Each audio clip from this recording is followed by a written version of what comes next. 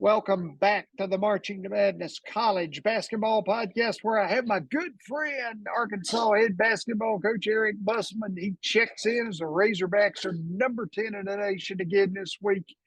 They have been in the Elite Eight, as you should know, the last two seasons. Coach Musselman's record now, his overall record is 192-63, 4 seasons at Nevada, and he's in his fourth year at Arkansas with the Razorbacks. Coach, welcome back. Thanks, Ken. Appreciate you having me on.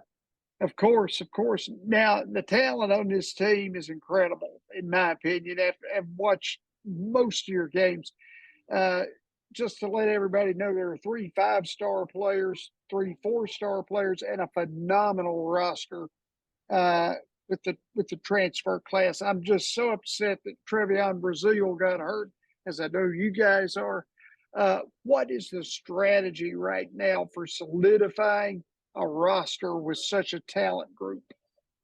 Yeah, I think right now we're still trying to figure out our identity, Ken, both offensively, defensively, and schematically. We have 2 more non-conference games before we head into conference play after the holidays. And so it'll be important for us to continue to try to grow as a team. Obviously, we started the year off without Nick Smith, who was injured, so he missed some early games.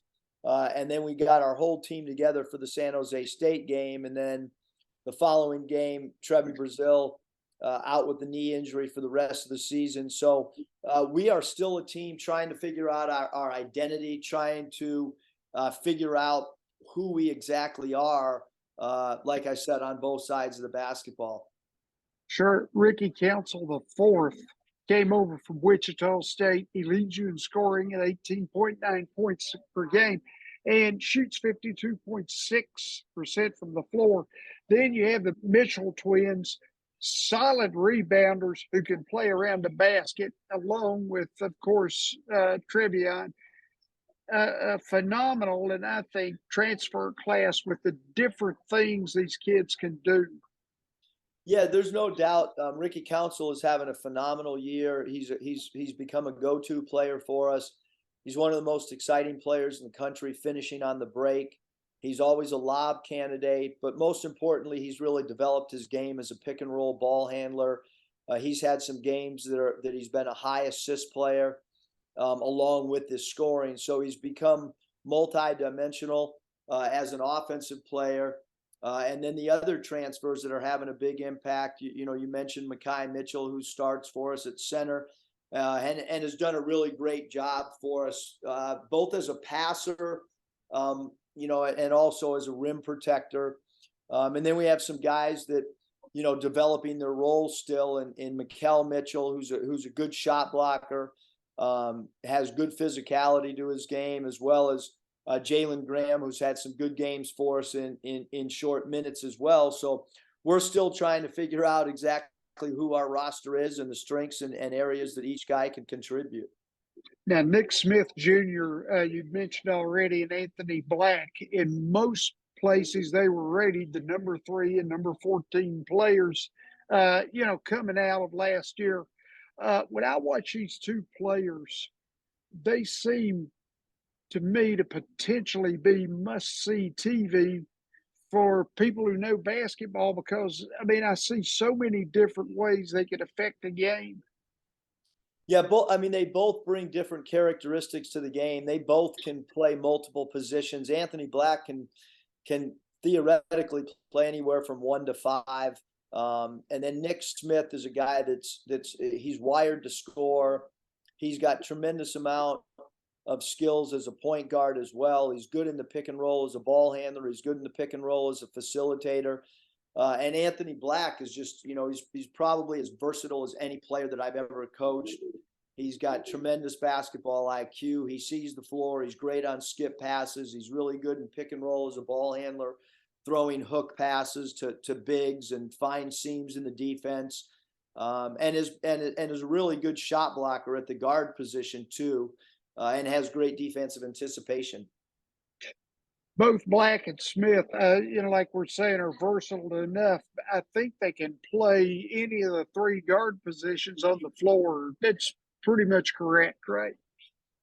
Yeah, Ken, they both those guys. I mean, Anthony has guarded 4 men for us, and Nick obviously will guard primarily the point guard or the off guard of the opposition, and Anthony can guard 1 through 4 in our switching game when we get to that scheme, and then Devontae Davis does a great Yeah. job of adding to our versatility as well. So there'll be times where we'll play 4 guards together, meaning Nick Smith Jr., Anthony Black, Devontae Davis, Ricky Council, and then put a 5-man out there. And then Kamani Johnson's done a really, really good job. He played well the last 2 games in Maui for us, and has played really well in Tulsa when we played Oklahoma the other day as well.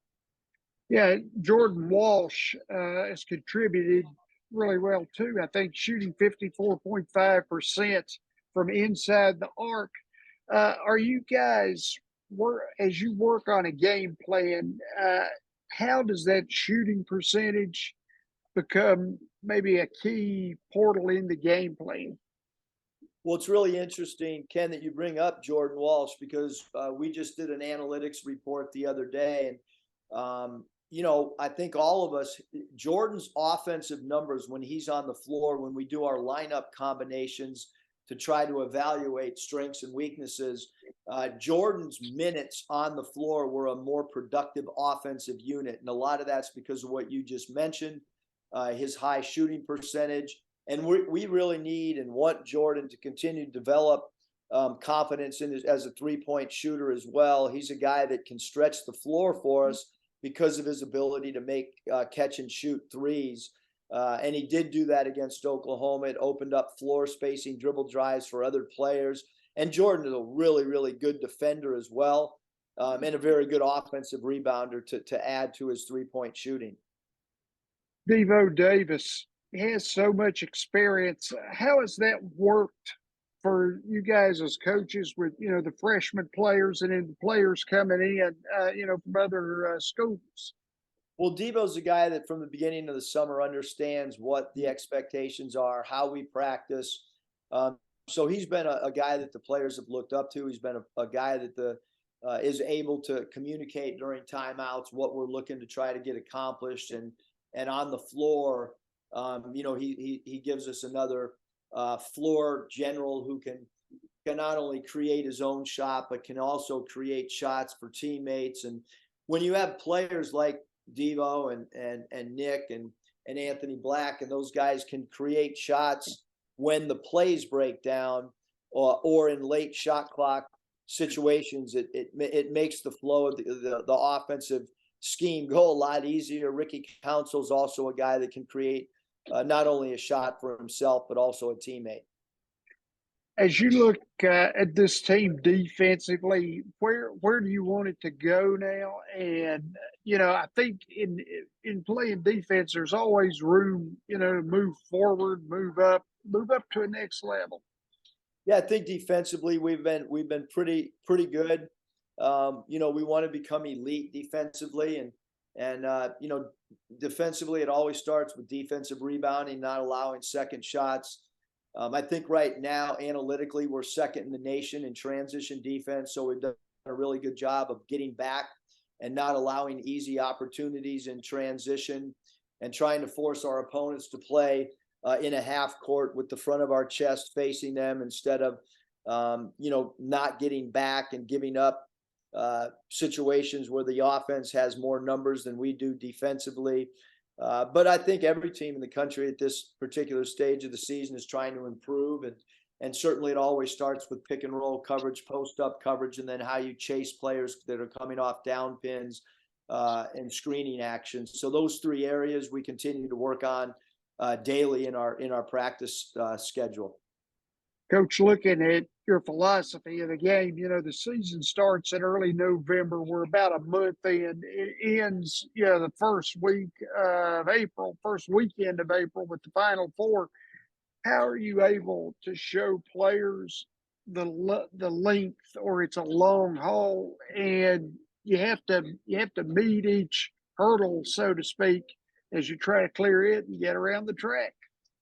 Yeah, I mean, we talk about that even this summer, that there's going to be, peaks and valleys during the course of the season. We've used the past years as an example. Last year we did not get off to a very good start in SEC play, but we were able to recover the second half of the SEC season.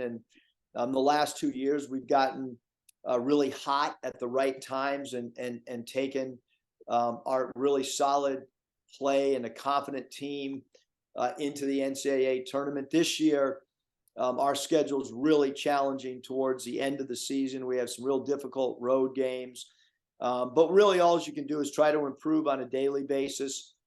Keep your team believing, and we have a young team, so theoretically we should be a team that continues to get better as they gain experience playing both together and as they gain experience individually. Coach, you look at the SEC. What are your first thoughts about the conference, maybe now and then 4 years ago when you came in? I mean, for the last 10 years, to me, it seems like it's gotten tougher and tougher and tougher. There's more depth in it as every night, you better be ready. Yeah, I mean, the conference is really good. I mean, obviously there's the group of teams right now that are currently ranked. And then you have a group of programs that aren't ranked, but their records are really good. The coaching in the league's phenomenal. Nate Oates has done a great job. I mean, their schedule's really difficult. They're winning high level games. Rick Barnes does as good a job as any coach in the country, and does it with great consistency year after year. And Tennessee's a phenomenal basketball team. Coach Pearl does a great job at Auburn, and they play with a certain identity and style of play. So this is a league that is really, really challenging.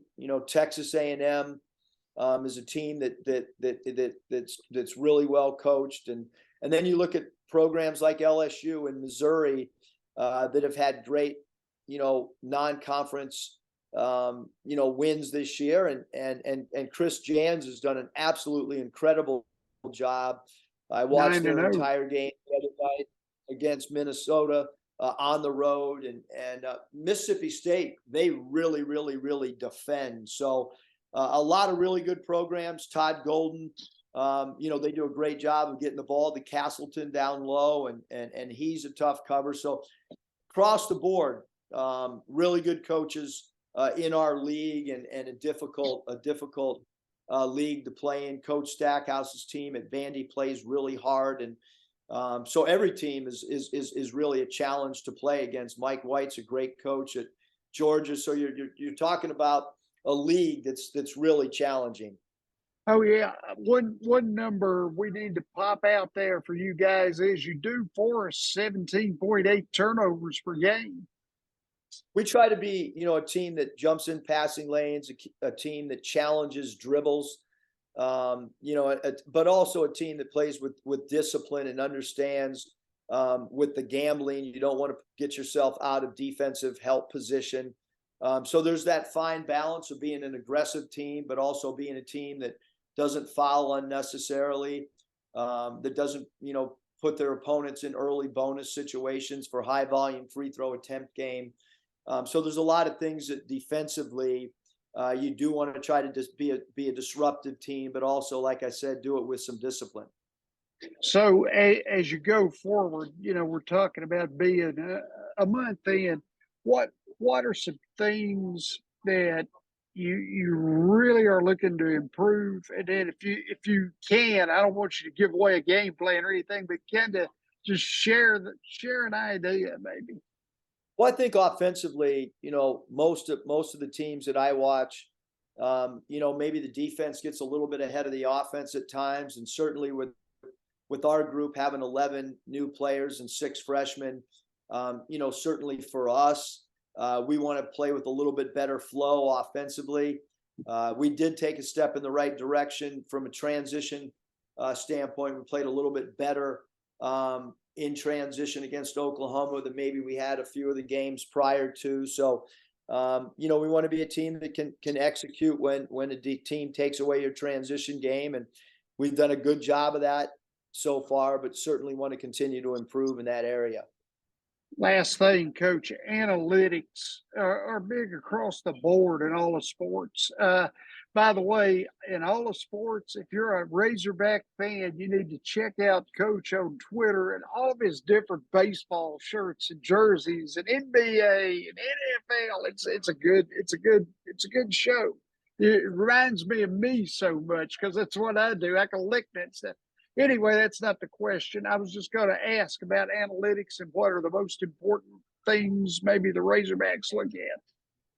Well, I think, analytically, you want to try to balance a whole bunch of stuff. You want to look at analytics. You also, and our assistant coaches do a great job of watching game film.